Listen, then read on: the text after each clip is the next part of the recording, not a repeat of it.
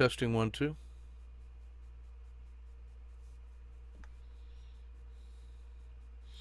All right. Good evening. This is a short one tonight. Only a couple charts posted. This is the Sunday night strategy podcast for July 10th, 2022. So we had our lesson 3 in the Creativity 202 course this morning with the Eurozone folks. Had a good 90-minute discussion.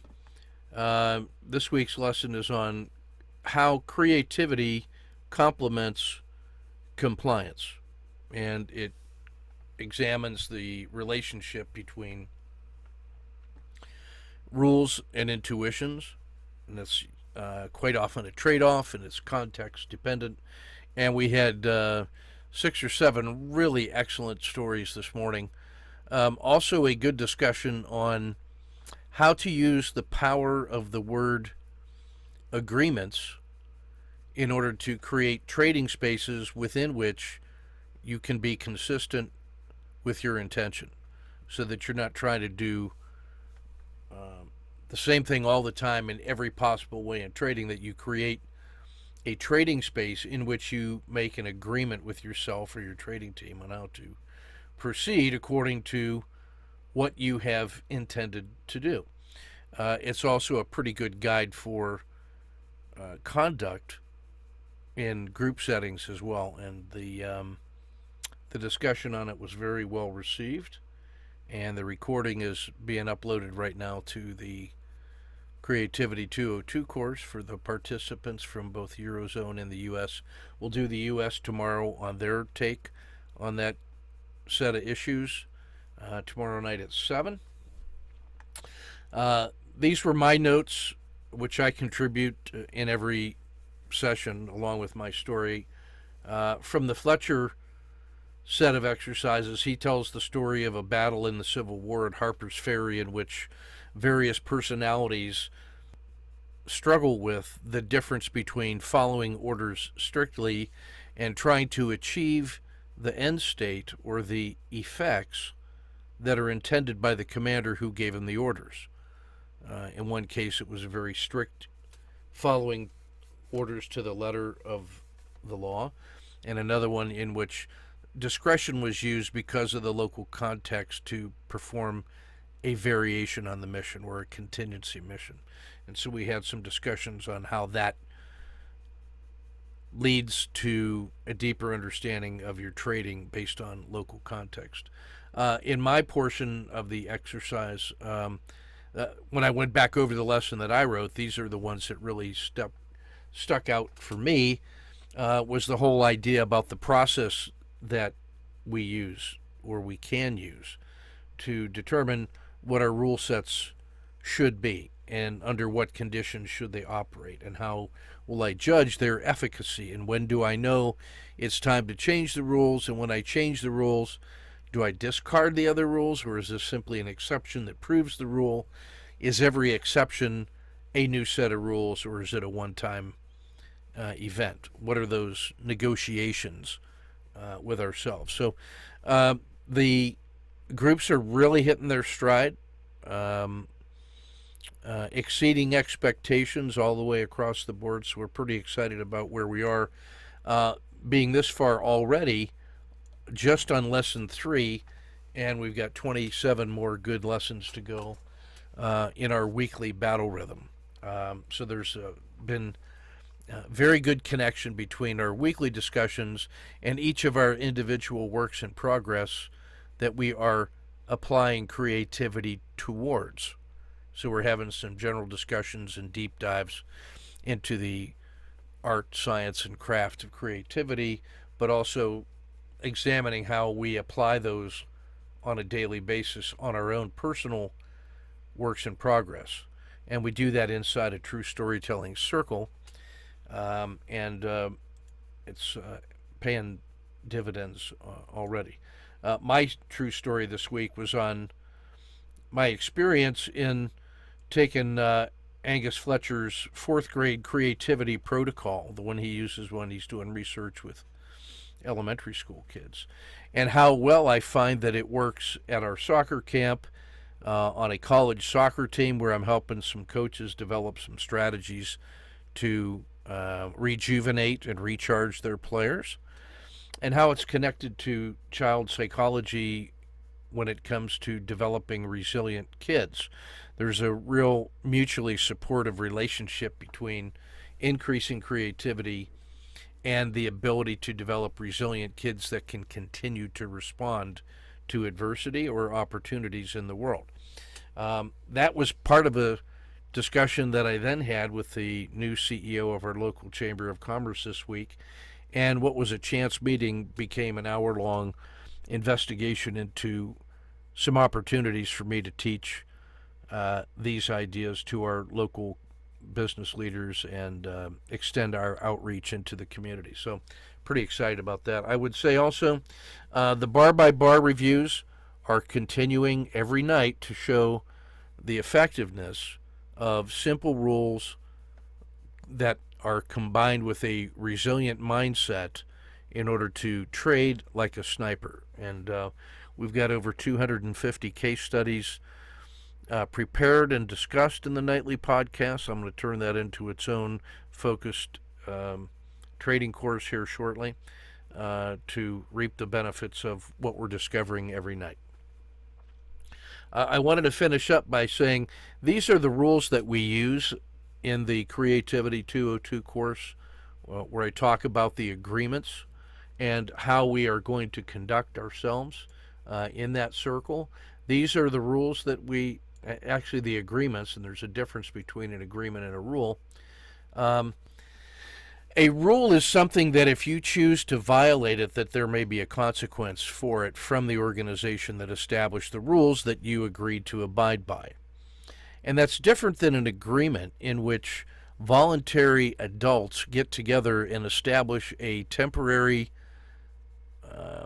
collaborative space that is open and viable as long as the agreements are honored. And that the instant agreements get violated, that safe space is terminated without consequence other than just the opportunity cost. But there's no like retribution or judgment. It's just a recognition that the agreement is no longer in force and that that space is now gone, and then life proceeds on to the next pace. So there's an important subtle distinction between rules, guidelines, and agreements. Guidelines are something in which, well, the group recognizes there may be times when you decide not to follow the guidelines and that we're just going to support that no matter what and continue to try to be a group. And that's different than the sense that you get from an agreement in which when we agree to establish a collaborative, voluntary adult working space, that if you elect to not abide by your committed agreement, then that space is over. But again, no judgment, no retribution or anything. It's just that opportunity is no longer there. So these are the principles and the agreements that we use when we're conducting our true stories. This section below here describes what that feels like when you're inside of a true story space, as reported by one of the participants to me. These are some administrative rules that we use in order to gently guide the discussion as we go through our process. These videos here describe in greater detail small lectures about what it's like to be in it and some of the underlying principles of true storytelling. This concept diagram here is a discussion of, or a visualization of, what a sacred story space is inside that circle of trust and agreement. It begins with safety, which promotes feelings of trust, which creates opportunities to expand our trust in each other. The foyer is a place where we prepare, we exchange sacred stories in the middle, and when we're done, we coffee talk in the foyer prior to going back out into the world. And inevitably, this environment of safety, trust, and truth and sacred story exchanges leads to opportunities in the world to do things once we've left that circle which free people can do. It may lead to other things like workshops and the development of tools, but the purpose and intention of the sacred story space is nothing more and nothing less than to live in the truth, to experience the truth of others, to tell our truths, and to experience what that feels like with people that we trust, whose truth we are there to experience in a place of safety. Inevitably, opportunities arise from that, and more discussion is available at those YouTube links, or if you send me a note. So I wanted to share those ideas with you. And onward to the trade frames. We've only got a couple tonight from Luke on the Aussie dollar, the 5 minute. So let's take a look at his multi-time frame, multi-lens analysis here. So Luke is trading on the 5 minute, and what he's been doing here is using some of these. So he trades primarily on the 5 minute, thus the name the 5 minute Aussie. But this is an hourly chart and a 8-hour chart and a daily chart here. And in what he's done in each of these is identify these different levels of support and resistance that are meaningful based on our read of key turning points by the RL10 or the 30 or the Dragon, and which establishes support and resistance channels and some directionality, and gives you a sense of the volatility of each of those time frames within that context.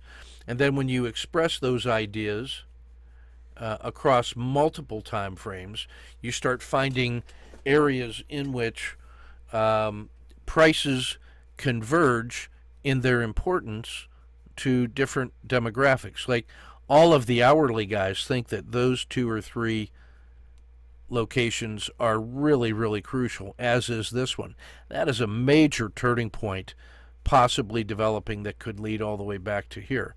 Well, that one locus on the daily is expressed here on the 8-hour, and then across each of these 3 separate tests on the hourly. So that's the 8-hour, and this is the hourly. So what this tells you, you may not be able to detect just from the daily that this test actually took more than a day, and that there were 3 significant runs at trying to break through that bottom level of support, the last one of which produced a Kata 2, where this double bottom held, and now the reversal happened here without it coming all the way down here. So that was the first sign that maybe this thing is starting to work. And then after a nice run up, where it got most of the way to this resistance, you get another Kata 2 formation where it starts to reverse without even coming down and testing this support level like it did here, and without testing this support level. So you can see that this is beginning to get some acceleration, and there was one kind of sudden surge right to here, which didn't hold up here, but held here. So now what we have on the hourly chart is a pretty well-defined trading range of this magnitude, which, if broken, leads to the possibility of this level, which, if it gets through there, leads to the possibility of this one. So now you can see that a breakout here on one position, if it gets through there, should add a position up in these areas, and then watch to see how these go beyond. So now these first 3 in each direction, or I should say these first 4, represent this trading range on the 8-hour is reflected inside this range. That's the same range. And on the daily, that looks like this. So you can see that if this is able to break out of this range, then there's plenty of room for this to go two more of these giant boxes all the way up. So that's why understanding the structure of support and resistance over multiple time frames could be very interesting. So for instance, if this breaks out here, then the 8-hour guys would certainly be willing to get it to here or here, right? And that's like another one of these boxes. That just gets it to here. And then if the daily guys see that price action and it knocks that one out, they may be able to push it to the top of this, where it gets very interesting. And then if that one breaks, look out above where you have at least two more levels of measured resistance that this price could get to. So this one tiny little box has 1, 2, 3, 4 possible swings available to the upside. So that leads to a interesting understanding of the Aussie dollar by incorporating analysis from multiple time frames. So good job to Luke on that. His job is then to figure out how to incorporate that into his tactical trading, which is happening, for example, on this one with the 5-minute. He's up around trades 24.24 to 24.26. So he gets 3 more trades in here today. This was from Friday. And he brings home 4. He gets almost a fake 1 and go 2 out of the sideways quiet channel, which becomes a super pinch right here. So that was available. He waits for this one. He gets the first trade. Sorry. This was an order error. So he, I think, probably sells half, or he re-enters quickly, and then he gets his second position for a total of 1.6. There was another collapsing dragon available here. There was a Kata 2 available to be short here, which would have not lost money. There's an SSC that's available here in the usual way, would not have lost money, but he does get short on a Kata 2, a 1, 2, 3 exit to lock in 2.3 plus 1.6. The total is about 3.8. There was another SSC available here and a Kata 2 available there. He was not in the available for the trade at that time. Here was another, just while we're looking at it, sideways quiet channel, super pinch. You won't lose money on that trade. So 3.8 in the Aussie dollar in the usual way, and a nice frame of reference for understanding key price levels in the Aussie dollar going forward in both directions. Notice he's framing this in both directions, which is what you want when your instrument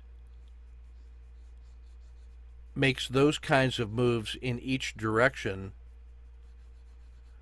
within 2 or 3 days, and this one within 1 day. You need to be able to take advantage of identifying those turning points, getting your piece of the trade out of the middle,